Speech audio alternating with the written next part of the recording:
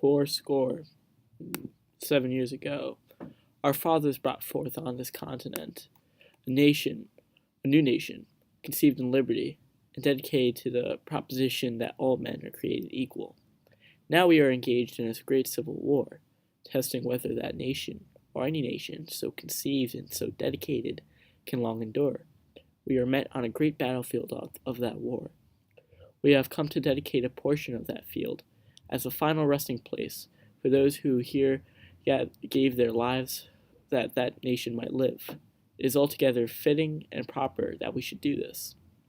But in a larger sense, we cannot dedicate, we cannot consecrate, we cannot hallow this ground.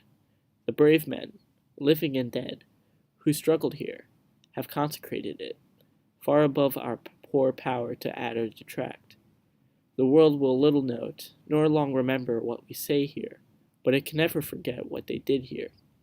It is for us, the living, rather, to be dedicated here to the unfinished work where they who fought here have thus far so nobly advanced.